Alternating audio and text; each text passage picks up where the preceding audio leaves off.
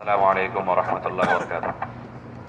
بسم اللہ الرحمن الرحیم، الحمد للہ رب العالمین، والصلاة والسلام علی رسولہ محمد وآلہ وصحبہ اجمعین۔ اشہد ان لا الہ الا اللہ وحدہ لا شریک لہ واشہد ان محمدا عبدہ ورسولہ، اما بعد۔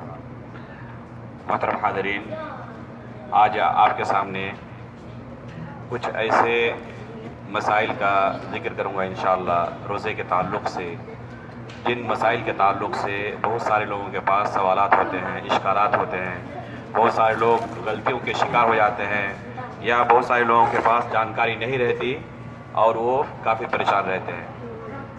انشاءاللہ آج ایسے مسائل کے تعلق سے آپ کے سامنے مختصراً دو چار باتیں رکھنے کی کوشش کروں گا۔ بہت ساری ایسی چیزیں جن سے لوگ سوچتے ہیں کہ ہمارا روزہ ٹوٹ چکا ہے، حالانکہ حقیقت میں اس سے روزہ نہیں ٹوٹتا۔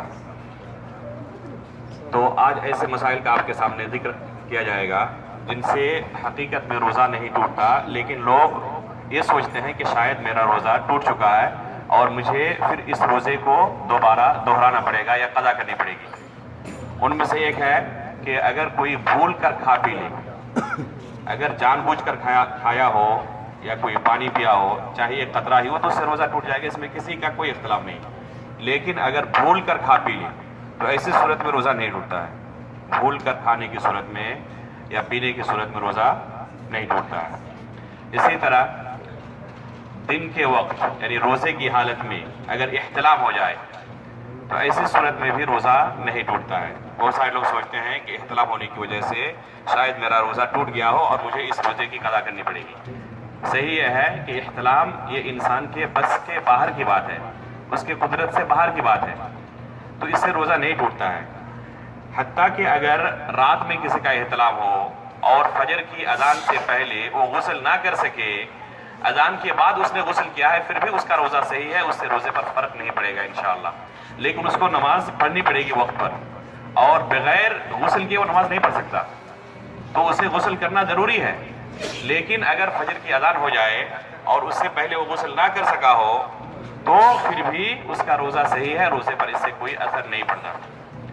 اسی طرح اگر کسی کو دوا کی ضرورت ہو، انجیکشن یا ڈراپ وغیرہ جو آنکھوں میں ڈالتے ہیں یا پھر کان میں، تو اس کی وجہ سے بھی روزہ نہیں ٹوٹتا ہے، الا کہ اگر انجیکشن غذا والی ہو تو ایسی صورت میں روزہ ٹوٹ جائے گا۔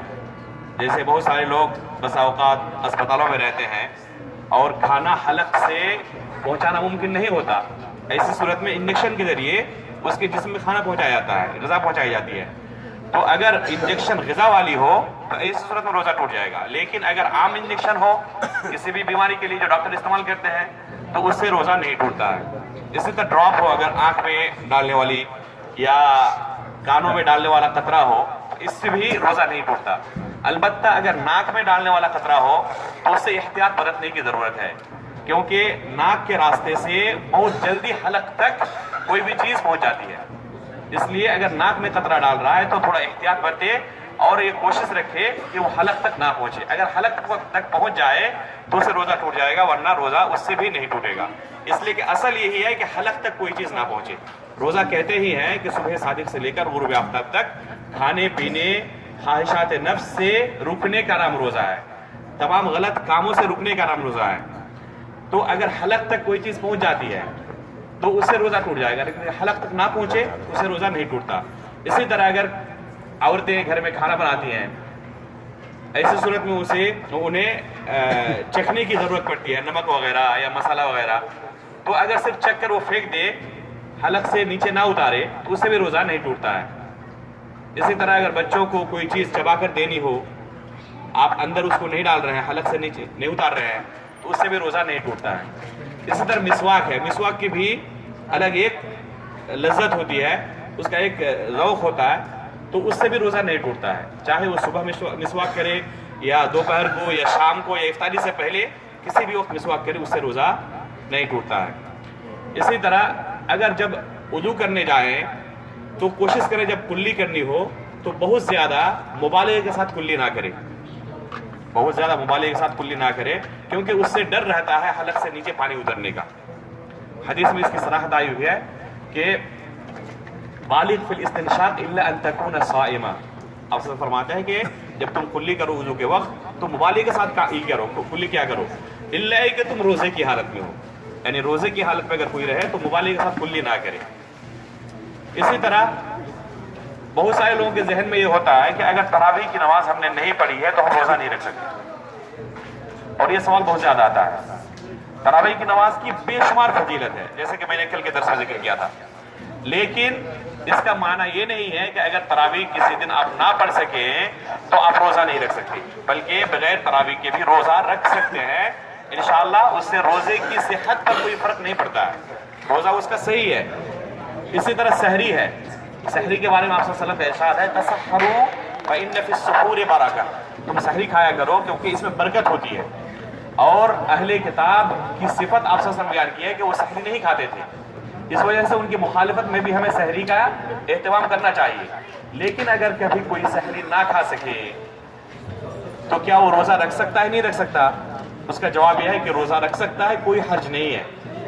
نیت اگر اس نے کی ہے کہ کل میں روزہ رکھوں گا لیکن نہیں بیدار ہو سکا اذان سے پہلے، یا جب آنکھ کھلی تو اذان ہو چکی تھی، تو وہ روزہ رکھ سکتا ہے، بلکہ اس کو روزہ رکھنا چاہیے. الا کہ اگر نہ رکھ سکے، بھوک اور پیاس کی شدت سے ایک دم نڈھال ہو جائے اور اس کی جان پر بنائے، تو ایسی صورت میں اس کے لیے رخصت ہو سکتی ہے، لیکن اس کو روزہ رکھنا چاہیے.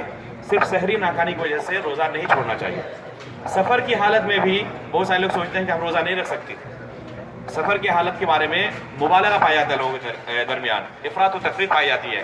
کچھ لوگ روزہ رکھتے ہی نہیں گرچہ کوئی پریشانی نہ ہو، اور کچھ لوگ روزہ چھوڑنا ہی نہیں چاہتے چاہے کتنی پریشانی کیوں نہ ہو. یہ دونوں غلط ہے، بلکہ حالات کے اعتبار سے اسے اپنا موقف اپنانا چاہیے. اور ہر باقی تو حالات کے اعتبار سے اسے اپنا موقف اپنانا چاہیے، اور اس طرح روزے کے بارے میں اسے روزہ رکھنا چاہیے. انشاءاللہ سفر کے جو مسائل ہیں انشاءاللہ کسی درس میں اسے مختصراً انشاءاللہ بیان کرنے کی کوشش کروں گا.